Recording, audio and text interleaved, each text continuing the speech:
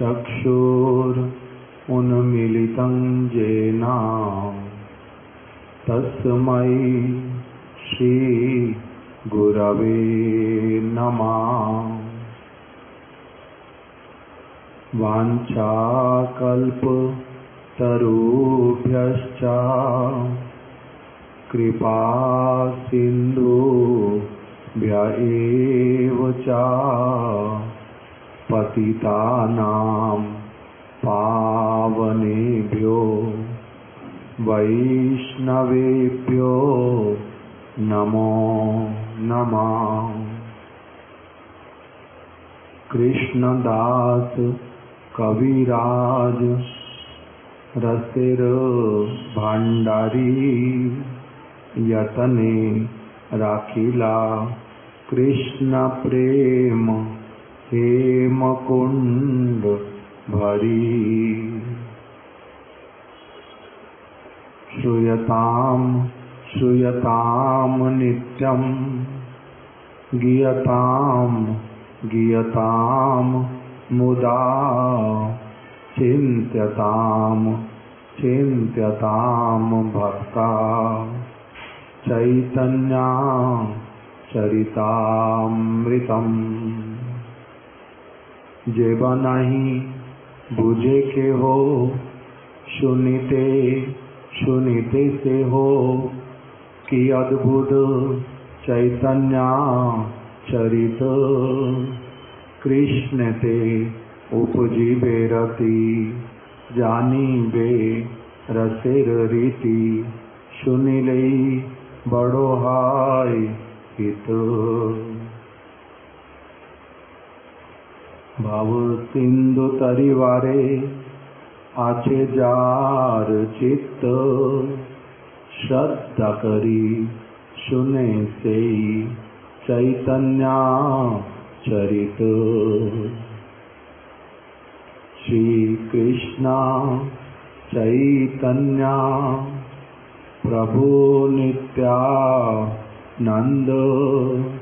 श्री अद्वैत गदाधर श्रीवासादि गौर भक्त वृंद। हरे कृष्णा कृष्णा कृष्णा हरे हरे हरे राम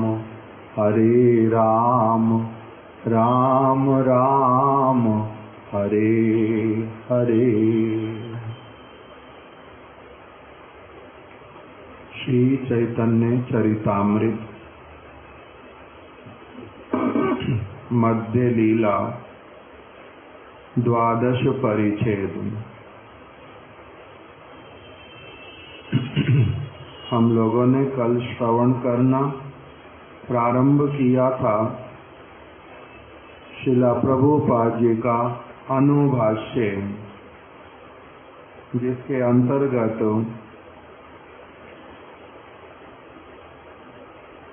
गुंडीचा मंदिर मार्जन लीला रहस्य श्रीला प्रभुपाद जी ने बतलाना प्रारंभ किया।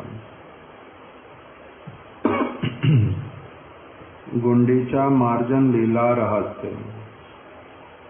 श्रीला प्रभुपाद जी ने कहा, जगत गुरु महाप्रभु उन्होंने यह जो लीला की, इसके द्वारा क्या उन्होंने शिक्षा दिया कि श्री कृष्ण को, जो स्वयं भगवान हैं, सर्वशक्तिमान हैं, षड ऐश्वर्य के अधिपति हैं, सभी के नित्य प्रभु हैं, ऐसे वाले जो श्री कृष्ण, उनको यदि कोई व्यक्ति सौभाग्यवान जीव, यदि कोई सौभाग्यवान जीव उनको अपने हृदय रूपी सिंहासन में हृदय रूपी सिंहासन के ऊपर उनको यदि बैठाने की इच्छा करता है कि मेरे हृदय में श्री कृष्ण ही आकर के बस जाएं,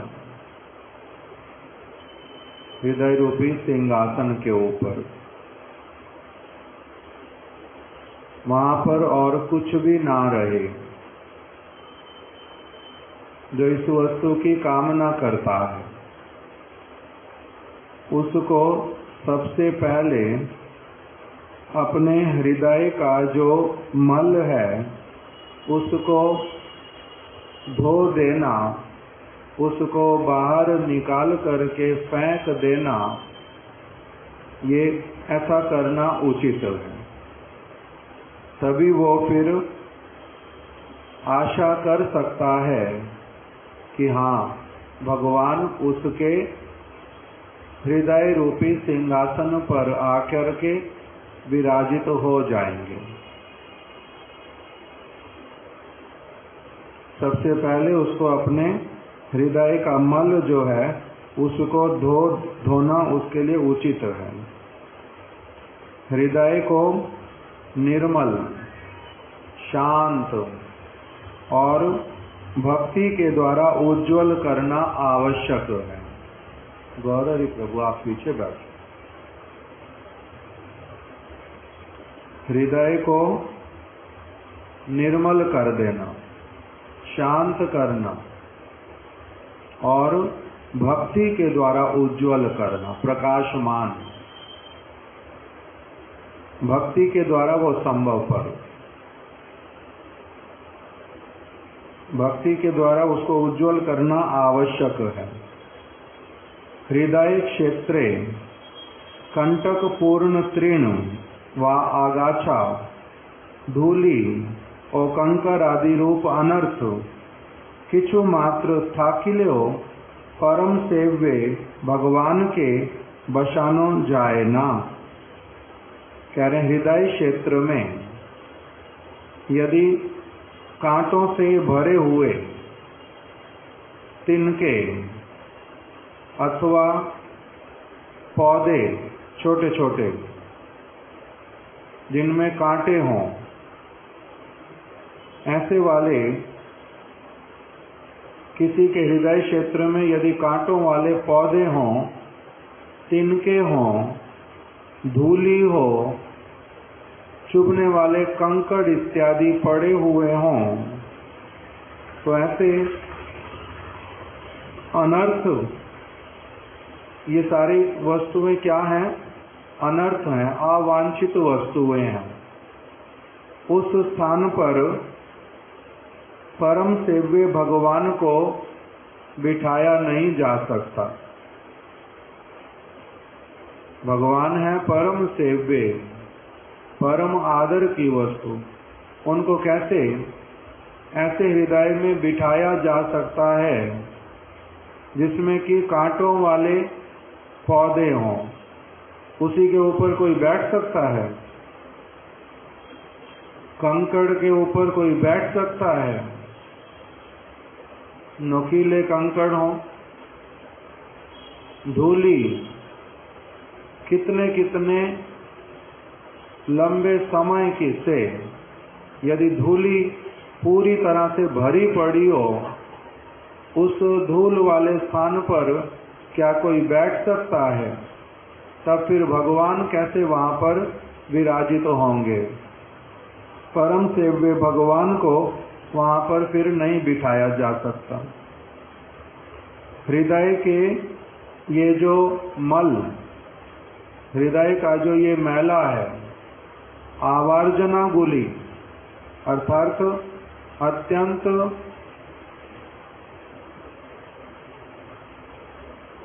आवर्जना का अर्थ होता है पूर्ण रूप में त्याग करने योग्य, घृणा जिससे हो देखने से, जो व्यर्थ की वस्तु, किसी भी काम की नहीं, उल्टा असुविधा करने वाली, कभी किसी काम में लगेगी नहीं, जो ये क्या है, हृदय के जो मल हैं वो हैं क्या, उसके लिए बताया अन्य अभिलाष। कर्म, ज्ञान और योग चेष्टा आदि व्यतीत आर किछु ही नहीं। जो ये मैला है हृदय का वो क्या है, कह रहे हैं कि अन्य अभिलाष, कर्म, ज्ञान और योग आदि की चेष्टा के अतिरिक्त और कुछ नहीं है। अर्थात हृदय में ये कामनाएं आना, चेष्टा करना, मेरे को हृदय में आता है, मेरे को प्रयास करना है, किस चीज के लिए मेरे को प्रयास करना है, कृष्ण के अतिरिक्त अन्य किसी भी वस्तु को प्राप्त करने का, कृष्ण के अतिरिक्त और किसी भी वस्तु को प्राप्त करने का जो कामना, वही हृदय का मैलापन है।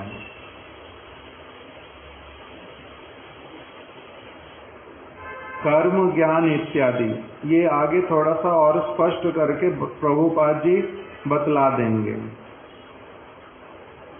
श्रील रूप गोस्वामी जी का जो श्लोक है, अन्य अभिलाषिता शून्यम ज्ञान कर्माद्यानावृतम आनुकूल्येन कृष्णानुशीलनम भक्तिर उत्तमा, तो इसका प्रभुपाद जी आगे व्याख्या कर रहे हैं कि जेखाने भक्ति इतर अन्य अभिलाष, जहाँ पर भगवान की भक्ति के अतिरिक्त और कोई भी अभिलाषा है,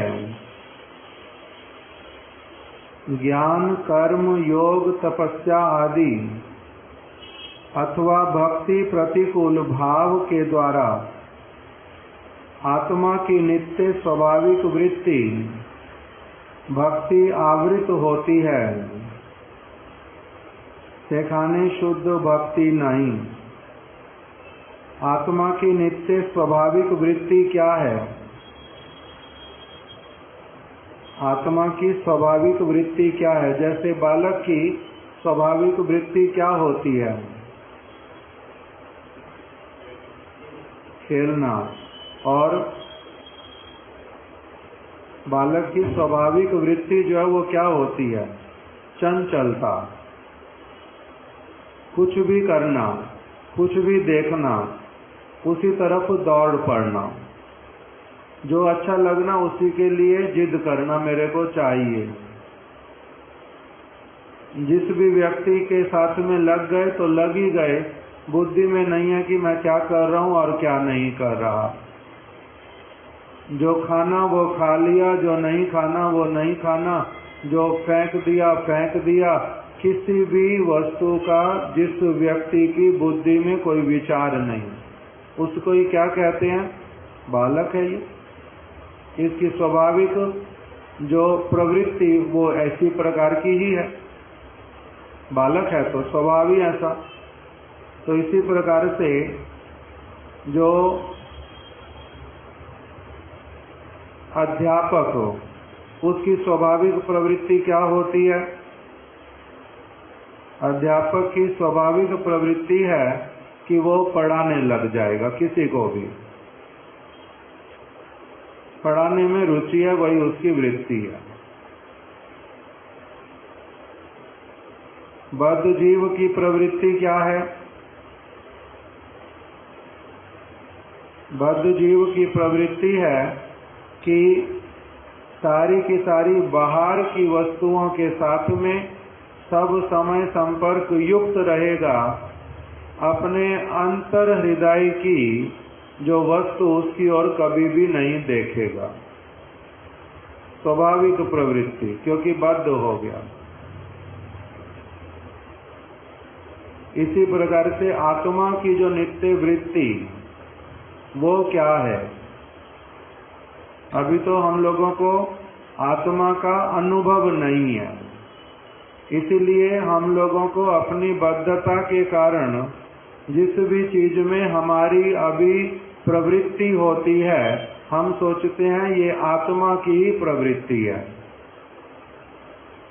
किंतु आत्मा की नित्य प्रवृत्ति जो है उसके विषय में कौन बतला पाता है? भगवान। भगवान बताते हैं। वो क्या कहते हैं? आत्मा की नित्य वृत्ति क्या है? आत्मा की नित्य वृत्ति है परम आत्मा की ओर आकर्षित होना और उनकी सेवा करना।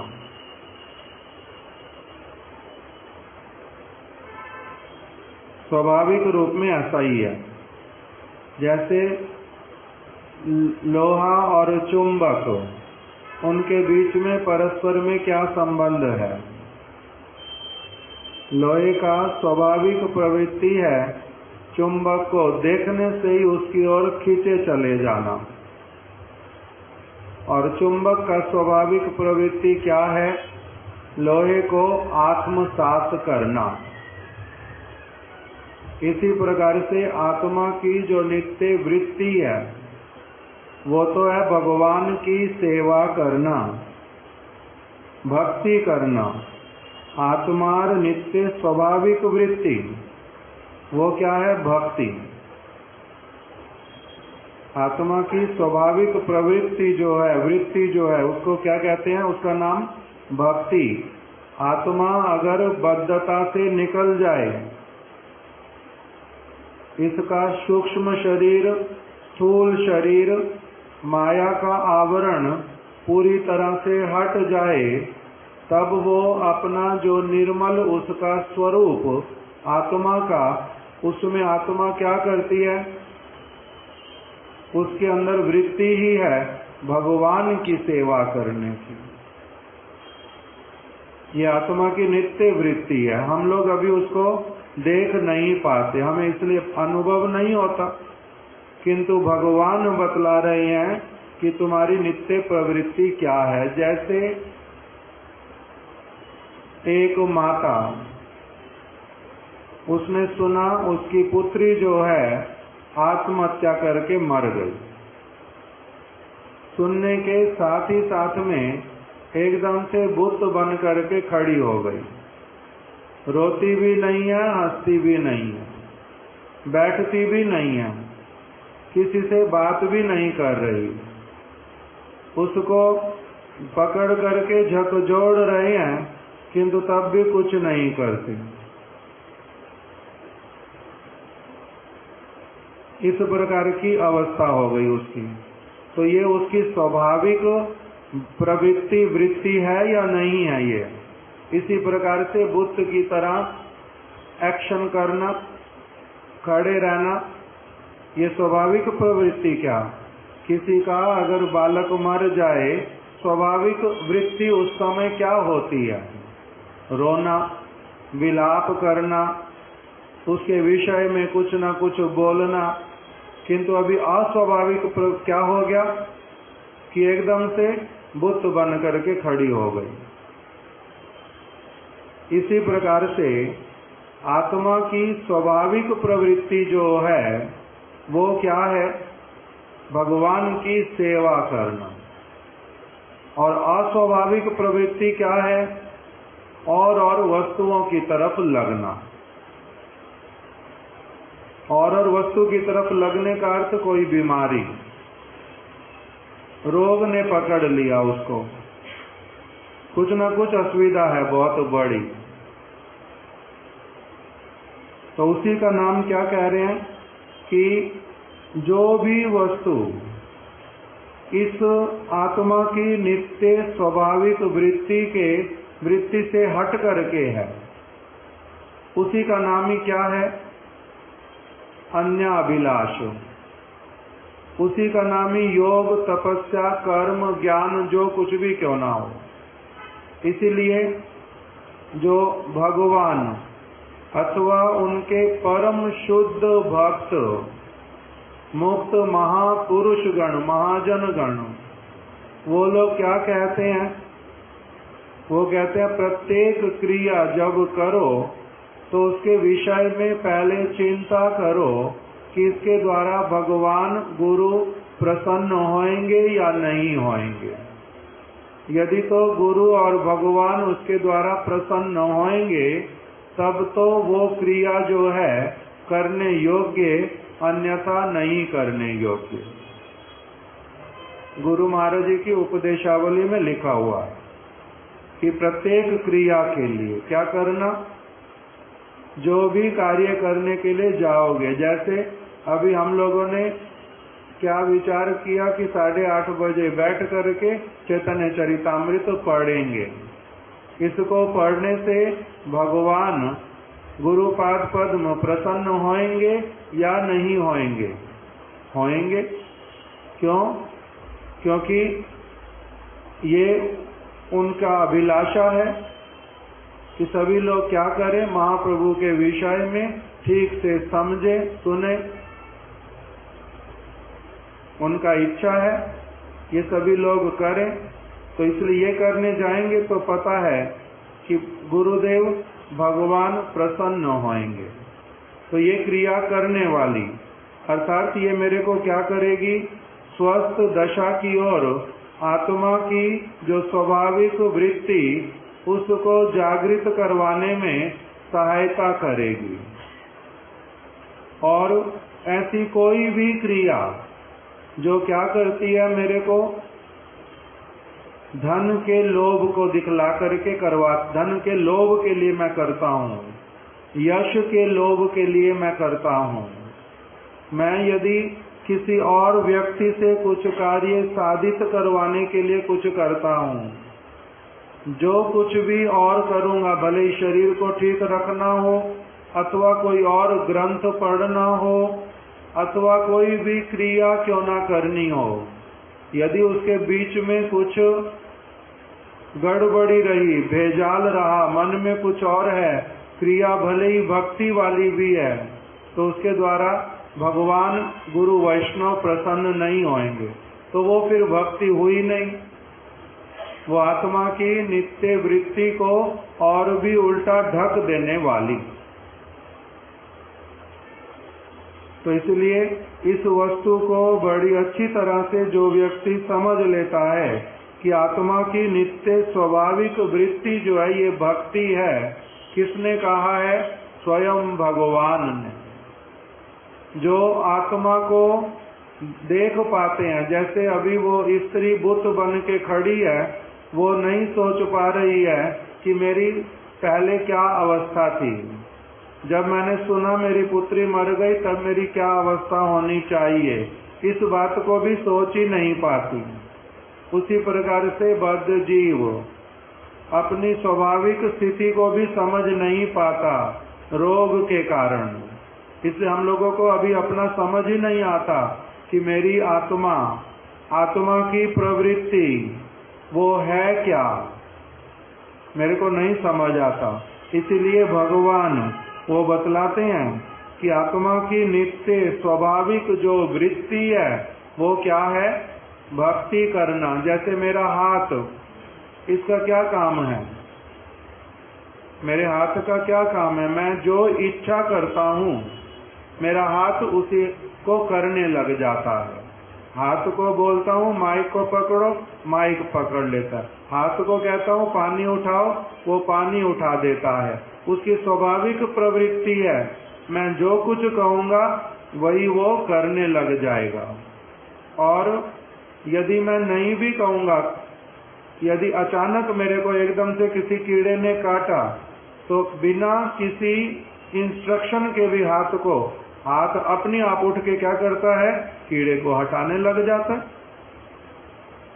अपने आप से करता है। हाथ का क्या है? क्योंकि वो मेरा एक अंग है, नेत्र मेरा दूसरा अंग है, कान मेरा तीसरा अंग है। तो ये सारी की सारी वस्तुएं किसका सेवा करती हैं? मेरी सेवा करती हैं। ये स्वाभाविक रूप में ही है। ये सारी वस्तुएं क्या हैं? आंख, नाक, कान, मुख, ये सारे मेरे अपने अंग प्रत्यंग हैं और इनका स्वाभाविक प्रवृत्ति कहता है मेरे लिए ही सारा कुछ करते रहते हैं। जिस समय ये रोगग्रस्त हो जाते हैं उस समय क्या करते हैं? इच्छा करने पर भी मैं अपना हाथ नहीं उठा सकता, अपनी इच्छा पूरी नहीं कर सकता। इसलिए हाथ में रोग हो गया। आंखों में रोग होने पर क्या होता है? जिस चीज को देखना चाहता हूं नहीं देख पाऊंगा। कान का रोग होने पर क्या होगा? सुनने की इच्छा करने पर भी सुन नहीं पाऊंगा। इसी प्रकार से मेरी स्वाभाविक प्रवृत्ति आत्मा की वो तो क्या है? भगवान की सेवा करना, कभी कहने पर करना, कभी बिना कहे भी अपनी आप आवश्यकता अनुसार भगवान की सेवा करते रहना। किंतु जब वही जीवात्मा रोगग्रस्त आवरण युक्त शरीर के आवरण जब उसको मिल जाते हैं, तब उसका क्या हो जाता है? अस्वाभाविक वृत्ति। इसलिए उस समय वो और वस्तुएं करने लगता है अस्वाभाविक वृत्ति में। किंतु आत्मा की नित्य वृत्ति क्या है? भक्ति, भगवान की सेवा। ये स्वस्थ व्यक्ति का लक्षण है। जितना अधिक वो करता है उसका अर्थ क्या है? वो अपना स्वस्थ होता जा रहा है। जैसे पहले किसी का, मान लीजिए किसी का दुर्घटना में हाथ पैर की हड्डी टूट गई, प्लास्टर लग गया, प्लास्टर उतर गया, अभी भी किंतु मूवमेंट आया नहीं हाथ में पैर में। धीरे धीरे स्ट्रेंथ आने लगी। पहले पेन भी नहीं पकड़ पाते, फिर पेन पकड़ने में आ गया। पहले पानी का ग्लास नहीं उठा पा रहे, अब पानी का ग्लास उठा लिया। पहले एक कदम नहीं चल पा रहे, अब किंतु 4 कदम चल लिया, फिर बैठने की इच्छा करती है। तो इसका अर्थ क्या होता है कि धीरे धीरे रिकवर कर रहे हैं, उनका स्वास्थ्य ठीक हो रहा है। इसी प्रकार से आत्मा की प्रवृत्ति जो है वो ऐसे तो सब समय भक्ति करने वाली है, किंतु जब दुर्घटना हो गई उस समय फिर क्या हो जाता है? ये भक्ति करने की प्रवृत्ति पूरी तरह से चली जाती। व्यक्ति उस तरफ कुछ करता ही नहीं है। किंतु जब थोड़ा थोड़ा उसके भाग्य में फिर से गुरु वैष्णव के संग से इस ओर जब वृत्ति लगती है, थोड़ा थोड़ा भी जब करना प्रारंभ करता है, तो उसका अर्थ क्या होता है? अब ये क्या होने लग गया? स्वस्थ होने लग पड़ा है। इसने थोड़ा सा भी रिकवर करना प्रारंभ किया है। तो इसी बात को यहाँ पर बतला रहे हैं कि आत्मा की नित्य स्वाभाविक जो वृत्ति है वो तो क्या है? भक्ति, भगवान का ही नाम सुनना, करना, भगवान की सेवा करना, भगवान से संबंधित। उसके अतिरिक्त और कुछ है ही नहीं आत्मा का अस्तित्व, उसमें और कुछ नहीं है। जब उसमें कुछ भी ऊपर से दुर्घटना के कारण आवरण इत्यादि आ जाता है, तभी उसमें क्या प्रकटित हो जाता है? अन्य अभिलाष। भगवान के अतिरिक्त और कोई उसके जीवन में आ जाता, भगवान के अतिरिक्त और कोई सेवा करने की वस्तु, आकर्षण की वस्तु और सारी वस्तुएं केंद्र बन जाती, केंद्र बिंदु बदल जाता, वो रोग हो गया। इसलिए अन्य अभिलाष, कोई भी अन्य कामना उत्पन्न होना, किसी का स्वर्ग प्राप्ति के लिए, किसी का ब्रह्मलोक प्राप्ति के लिए चेष्टा, मेरे को स्वर्ग मिल जाए, ये आत्मा की वृत्ति नहीं है। आत्मा की वृत्ति क्या है? ना धनम ना जनम ना सुंदरीम कविताम वा जगदीश कामये मम जन्मनि जन्मनीश्वरी भवताद भक्तिर अहितुकी त्वयि। भगवान की ही बिना किसी हेतु के, उससे किसी लाभ की आकांक्षा के रहित होकर के, जैसे एक व्यक्ति अपने बालक के लिए, एक व्यक्ति अपने प्रियतम के लिए, एक व्यक्ति सज्जन व्यक्ति अपने सज्जन मित्र के लिए जिस प्रकार से स्वाभाविक रूप में बिना किसी लाभ की, बिना किसी वाहवाही की, बिना किसी थैंक यू की, जिस प्रकार से अपना स्वाभाविक हृदय करता है, बच्चे के लिए कुछ करना है, हृदय कहता है इसके लिए ये कर दूं, उसके लिए वो कर दूं, स्वाभाविक रूप में भी कोई कहता नहीं, अपने आप से हो जाता है। ऐसे ही भगवान के लिए जब एक आत्मा वो पूर्ण स्वस्थ होती है तो उसका स्वाभाविक रूप में वैसा है, उसके अतिरिक्त उसका और कोई संसार ही नहीं है। तो इसलिए कोई और कर्म करना, किसी और प्रकार का ज्ञान, किसी और वस्तु के लिए मेरा ज्ञान जो है वर्धित हो जाए, उसकी चेष्टा रहती ही नहीं है। संसार कौन सा है मेरा? कृष्ण संसार, उसी के विषय में ही सब जानकारी, उसके अतिरिक्त और किसी वस्तु को समझने की, जानने की, उसमें अपना सिर मारने की कोई इच्छा ही नहीं रह जाती। क्या करना उस वस्तु का? जैसे अभी हम लोग यहाँ पर आ गए तो अब मेरे को अगर कोई कहे कि शेयर मार्केट का जो सारा किस प्रकार से सिस्टम वो चलता है, ये सारा आप आ जाओ, 15-20 दिन में आपको अच्छी तरह से सारा कुछ सिखा देंगे, तो उस तरफ जाऊंगा ना? नहीं जाऊंगा। क्यों नहीं जाऊंगा? क्योंकि मुझे पता मेरा उससे कोई लेना देना ही नहीं है। लॉस होता, प्रॉफिट होता, कितना अधिक प्रॉफिट हो जाता, क्या होता है क्या नहीं, कैसे लोग उसमें पैसा लगाते, कैसे हार जाते, कैसे जीत जाते, इस सारी वस्तु से किसी भी चीज से 0.1% भी कोई लेना देना है मेरा कोई लेना देना ही नहीं है।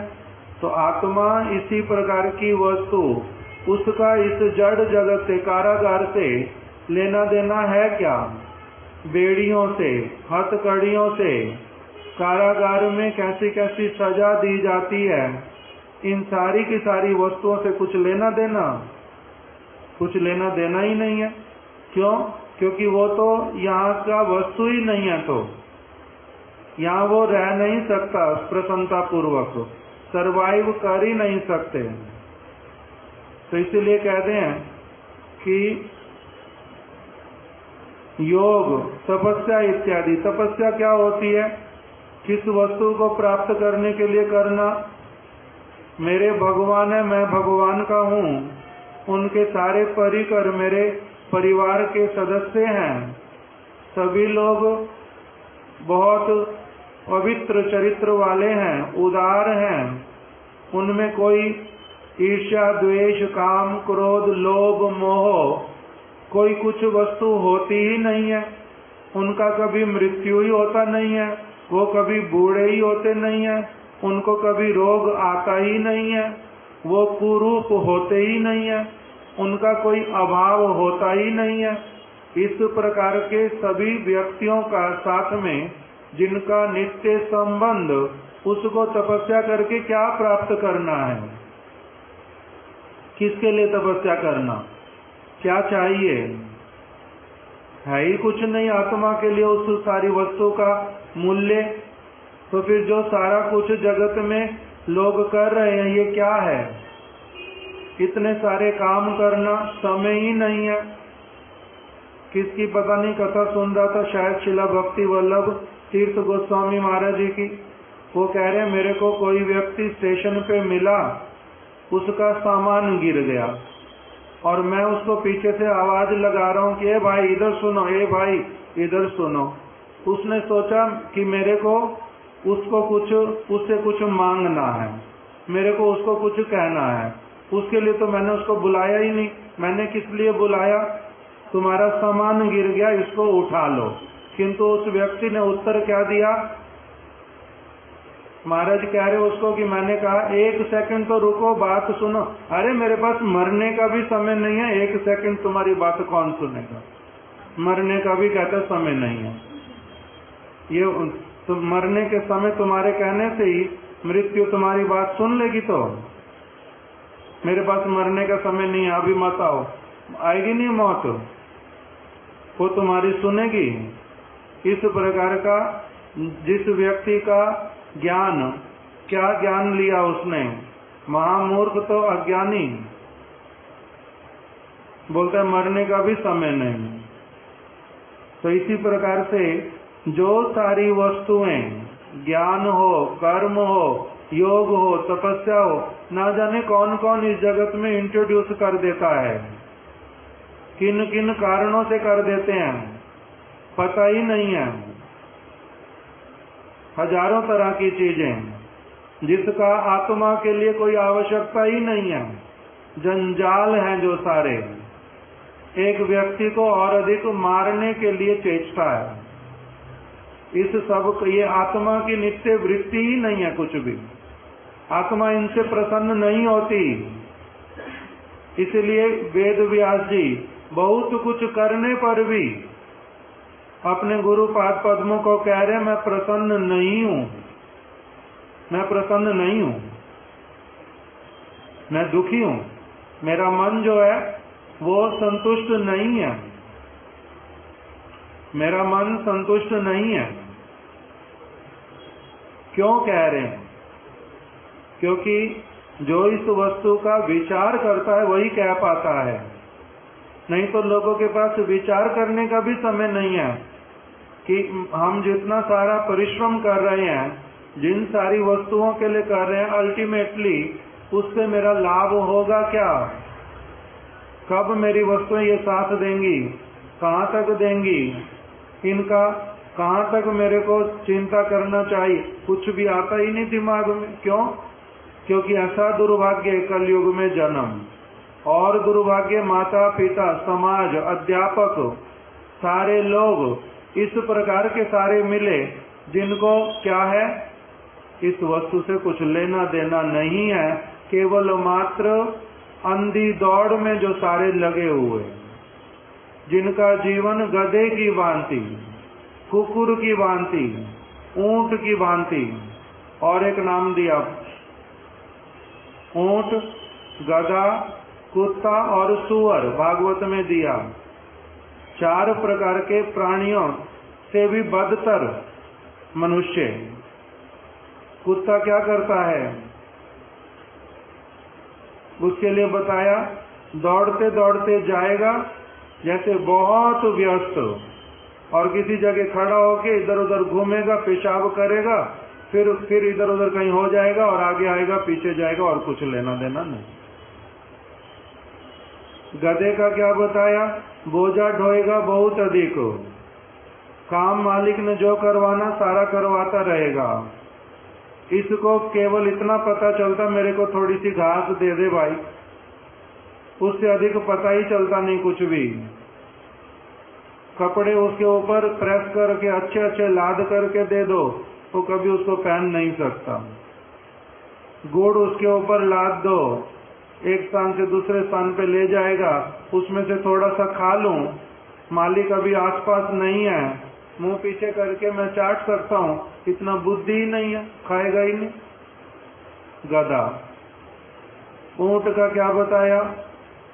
रेगिस्तान में रहेगा, कांटे वाले कैक्टस खाएगा, अपना ही खून निकलेगा जीवा से गले में ऊपर नीचे लग करके, उसी खून का नमक जो है उसको बड़ा स्वादिष्ट लगता, बार बार वही कैक्टस खाता है, ये ऊंट। और शुकर, वो मल खा करके भी क्या समझता है कि मैं सबसे अधिक भाग्यशाली, मेरे को अभी ताजा ताजा मल खाने के लिए मिल गया, इस प्रकार का। तो कहते ये मनुष्य का स्थिति इसी प्रकार का अगर हो, कैसे उसको मनुष्य कहो। इसी प्रकार ज्ञान के लिए भगवान की बातों को छोड़ करके और किसी भी प्रकार की वस्तु में ज्ञान प्राप्त करने की जो कामना, भगवान के चरण कमल मुझे मिल जाएं, इसके अतिरिक्त और किसी प्रकार का काम करने के लिए जाना, कर्म, ज्ञान, योग, ये सारी की सारी वस्तुओं को एकदम से क्या कहा, ये आत्मा की स्वाभाविक प्रवृत्ति नहीं है।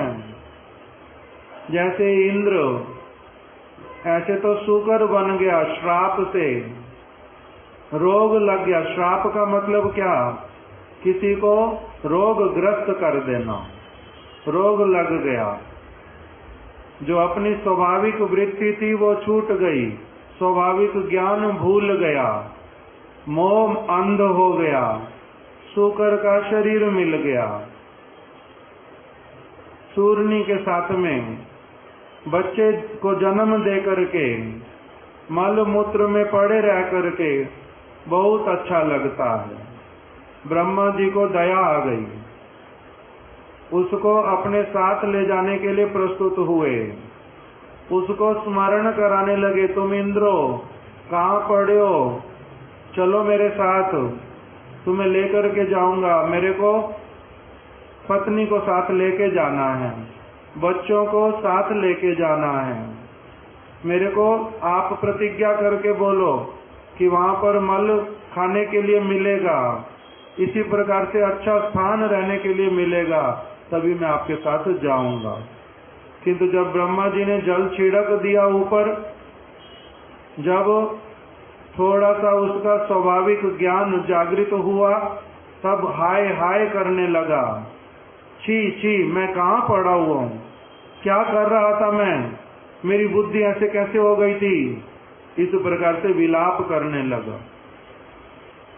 इसी प्रकार से जब जिसकी आत्मवृत्ति जागृत हो उठती है, तब फिर इसमें से किसी वस्तु की तरफ वो अपने आप तो जाता ही नहीं। अगर कोई चीज थोड़ी सी स्पर्श भी कर जाए, कर्म योग ज्ञान अन्य अभिलाष छी छी कर उठता है कि हाय हाय ये चीज अपवित्र कैसे मेरे को लग गई, कैसे इसको धोऊं बिना हाथ लगाए, इस प्रकार से करने लगता है। तब उसको बोलते ये साधु हुआ, तब उसको बोलते साधु हुआ। इसीलिए चैतन्य भागवत में एक स्थान पर बता दिया कि कौन सा प्यार है जिसमें बोलते हैं कि वो हाय हाय करता है, कृष्ण तुम्हार हूं यदि भले एक बार, ये वाला नहीं, करे हाय हाय। किसी कीर्तन में आया कि वो देख करके कि मैं इतना समय किस किस प्रकार से व्यतीत करके आ गया, किस किस योनि में गया, कहाँ मल मूत्र में पड़ा रहा, कीड़े की तरह सड़ता रहा, कभी मल का कीड़ा बना, कभी कुछ तो कभी कुछ। जब इस सारी वस्तु को देखता है तब हाय हाय कर उठता है ना, ये वाला नहीं। वहां पर आता है हाय हाय कृष्ण कह करके कृष्ण को बोलते हैं, अलग कीर्तन। दूसरा एक क्या बताया कि जब ययाति महाराज न कौन से महाराज हो, बहुत वर्षों तक भोग किया और पहले अलग उनका स्थिति था, भगवान की तरफ मन लगता था, किंतु बीच में कोई और चीज स्पर्श कर गई, इसलिए संसार में प्रवृत्ति हो गई, बहुत सारे विवाह किए और फिर श्राप इत्यादि लग गया, यौवन चला गया। फिर से अपने पुत्र का यौवन लेकर के बहुत सारे वर्ष व्यतीत किए। अंत में हाय हाय की कि मैं कैसा था, मैं कैसा हो गया, मैंने इतना समय इस प्रकार से व्यतीत कर दिया। तब अपनी अवस्था पर रोना आया कि मेरा ये क्या है। इसी प्रकार से जो व्यक्ति अन्य अभिलाष योग में, कर्म में, ज्ञान में प्रवृत्त रहता है, जिस समय उसका स्वाभाविक वृत्ति को जागृत कराने वाला कोई महत्व पुरुष मिल जाता है, उसके ऊपर थोड़ा सा जल छिड़क देता है कृपा रूपी, उसको सत्य वस्तु दिखला देता है कि तुम हो कौन, कहाँ पड़े हुए हो, तब उसका क्या होता है, ये सारी वस्तुओं को वो मल की भांति देखता है। इसीलिए फिर निर्मल होने की चेष्टा करता है। इसी का नाम प्रभुपाद कह रहे गुंडीचा मंदिर मार्जन। ये सब मल है। कर्म की चेष्टा, ज्ञान की चेष्टा, स्वर्ग की प्राप्ति की चेष्टा, बहुत सारा वस्तुओं को, समुद्र के भीतर में क्या क्या होता है, पहाड़ों में क्या क्या होता है, ग्रह नक्षत्र काम कैसे करते हैं, वर्षा कब आती है, मेघ किस किस प्रकार के होते हैं, वस्त्र कैसे बनते, हजारों तरह की चीजें हजारों लोग सीखते रहते। किंतु कह रहे आत्मा के लिए किसी वस्तु को सीखने की आवश्यकता ही नहीं है। वो सारा कुछ क्या है? Waste of time, waste of energy, foolishness. उस प्रकार का वर्णन कर रहे हैं यहाँ पर।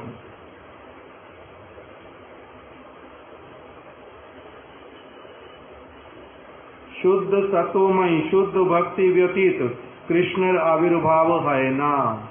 जब तक एक व्यक्ति के हृदय से ये सारी वस्तुएं जाती नहीं है, ये मल है, भगवान कैसे बैठेंगे वहां पर? जगन्नाथ कब आएंगे गुंडीचा में? अन्याभिलाष किसको कहते हैं? प्रभुपाद जी ने लिख दिया, जगते जतोकन थाकिबो केवल निज इंद्रियर तर्पणी कोरिबो। मैं जगत में जब तक रहूंगा, ये सबको पता है, किंतु कि मेरे को यहां से जाना पड़ेगा। जब तक रहूंगा तब तक मेरे को क्या होना चाहिए? मैं तब तक केवल अपनी इंद्रियों का तर्पण करूंगा। मेरी आंखों के लिए, कान के लिए, नाक के लिए, मुख के लिए, त्वचा के लिए जो सारा कुछ अच्छा होगा उसी को ही संग्रह करने के लिए, संरक्षित रखने के लिए सब समय चेष्टा युक्त होऊंगा। जब तक इस जगत में रहूंगा तब तक मेरे को इंद्रिय तर्पण करना है। यही रूप इतर अभिलाष, ऐसे वाली जो अभिलाषा, वह कंटक मैत्रीण, ये कांटे वाले, तिनके कांटे वाले पौधों के समान है। ये हृदय में उगे पड़े अगर, तो वहां भगवान अपना चरण भी रख नहीं पाएंगे। बैठेंगे कहाँ पर? कांटे लगते हैं तो बहुत जोर जोर से, उनके अंग हैं बहुत कोमल, कैसे यहाँ पर रहेंगे? इन सबको बोल दिया ये कांटे वाले पौधे हैं। जब तक इस जगत में रहूंगा तब तक क्या करूंगा? अपनी इंद्रियों का तर्पण करूंगा, उसी के लिए व्यस्त केवल सब समय। वह कंटकमय त्रिनेर मतो शुद्ध जीवेर सुकोमला हृदवृत्ति केवला भक्ति के विद्ध करे। ये सारी चीजें एक व्यक्ति के हृदय में जो आत्मा की स्वाभाविक प्रवृत्ति, भक्ति, शुद्ध भक्ति, कोमल भक्ति, केवला भक्ति, उसको ये क्या कर देते हैं कांटे? उसको अपना दंशन करते हैं, चुभते हैं, उनको असुविधा में डालते हैं। हृदय की चित्त वृत्ति जो स्वाभाविक वाली, जैसे शिला भक्ति विनोद ठाकुर जी अपने चैतन्य शिक्षामृत में लिखते हैं कि जो एक व्यक्ति का शुद्ध स्वाभाविक जो भावना थोड़ा थोड़ा बड़ा होने पर वही वाली वस्तु उल्टा उसकी खराब होती जाती है। जैसे बड़े होने पर क्या होना चाहिए? एक व्यक्ति का बच्चा छोटा है, छोटे होने के समय में ही जो स्वाभाविक रूप में कोमलता है हृदय की, वो कोमलता बड़े होने पर अधिक कोमलता होती जानी चाहिए या वो कठोरता में बदलते जाना चाहिए? अधिक कोमल होना चाहिए उल्टा बड़े होते होते। किंतु बड़े होते होते अगर वो कोमल ना होकर के कठोर होता जाए, छोटा बच्चा किसी का थोड़ा सा भी कुछ दुख देख करके एकदम से, उसको किसी ने कुछ कहा ही नहीं, 1 साल का बच्चा उसकी माता को उसके पिता ने थप्पड़ लगाया, बच्चे को थप्पड़ लगा नहीं है, कुछ भी नहीं हुआ, क्या करता है बच्चा उस समय? एकदम रोने लग जाता है। बाहर सड़क पर खड़ा है 1.5 साल 2 साल का बच्चा, कोई एकदम से गिर गया, जान पहचान भी नहीं है, उसी को देख करके जोर जोर से रोने लग जाता है। क्यों रोने लग जाता है? कोमल चित्त वृत्ति है, दूसरे का दुख नहीं देख सकते। किंतु अभी हम लोग किस प्रकार के हो जाते हैं? कोई सड़क पे गिरा, बड़ी जोर से लगी, कुछ भी हुआ, मेरा अपना काम है, कैसे रोकूं, मैं अपना आगे बढ़ जाता हूं। ये जो कोमला वृत्ति कहाँ चली गई?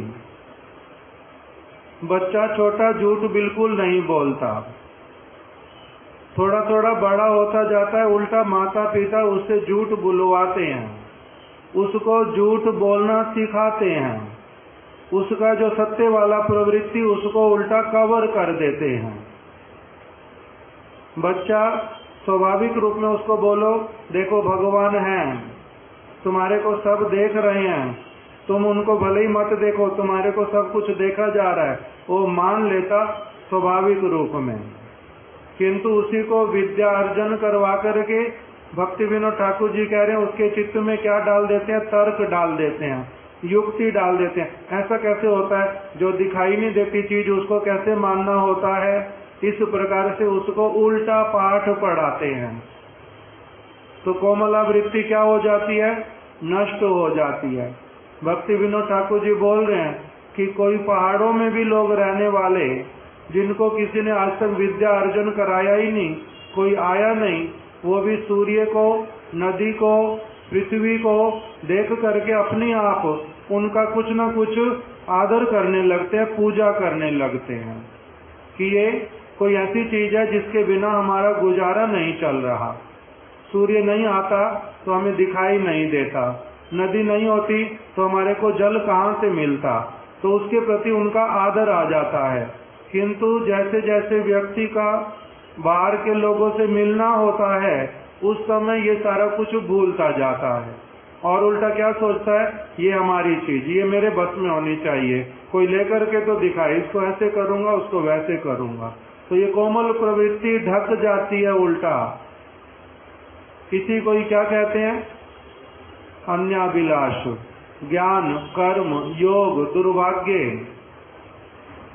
रोग।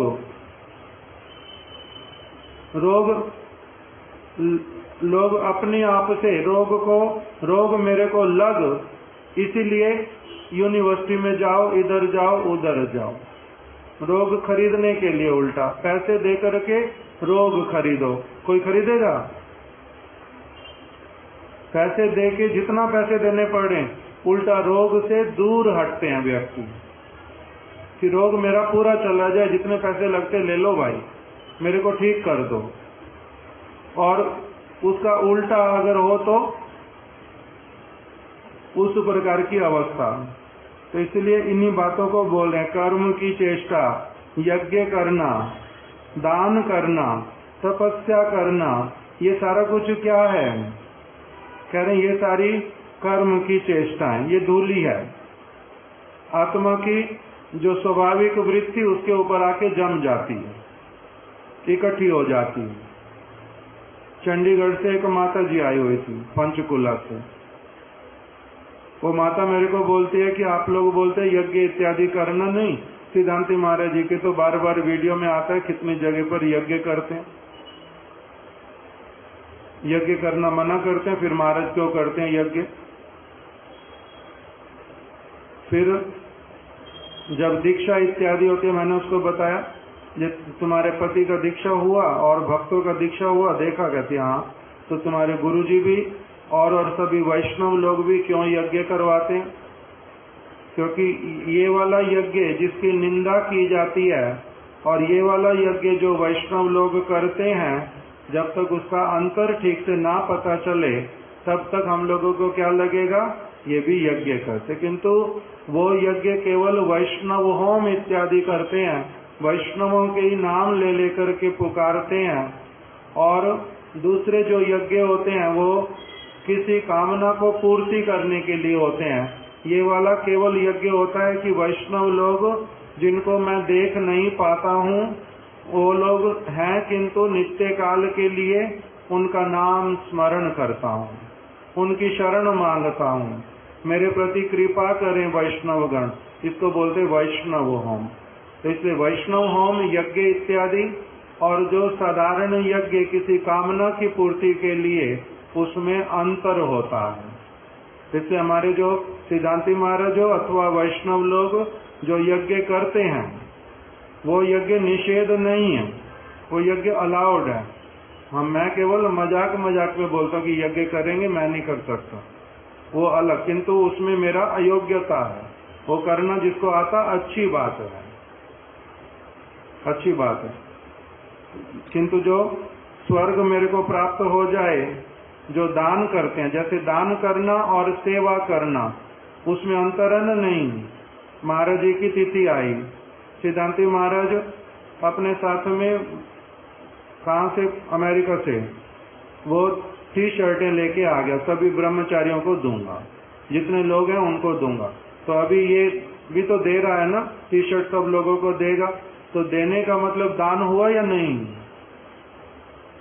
जैसे वो यज्ञ अलग, उसी प्रकार से इनका ये देने पर भी वो दान नहीं, सेवा की भावना से होता है। तो इसे क्रिया बाहरी रूप में एक जैसी होने पर भी उसका भावना जो है वो उसको अलग बना देता है। यज्ञ करना, दान करना, ये सारी वस्तुएं क्या हैं? ऐसे ये कर्म है, ज्ञान है, इसके अंतर्गत सारी चीजें आ जाती हैं। किंतु जो जहाँ पर भगवान की प्रसन्नता उद्देश्य हो जाता है, वहाँ पर वो दान जैसा दिखाई देने पर भी वो सेवा कहलाता, यज्ञ जैसा दिखलाई देने पर भी वो भक्ति कहलाता। वो सब अंतर आ जाता है, उसको भी समझ लेना पड़ता है। तो जो वस्तु कंकर है, जो कांटा है, जो धूली है, एक एक करके प्रभुपाद जी इसमें बता रहे हैं कि वो सारी वस्तुएं क्या हैं। हम लोग कल इसको और आगे श्रवण करेंगे, आज यहीं तक रख देते हैं। श्री चैतन्य चरितामृत की जय, श्री चैतन्य महाप्रभु की जय, श्रील कृष्णदास कविराज गोस्वामी की जय, श्रील प्रभुपाद की जय, श्रील गुरुदेव की जय। वांछा कल्प तरुभ्यश्च कृपा सिंधुभ्य एव च पतितानां पावनेभ्यो वैष्णवेभ्यो नमो नमः।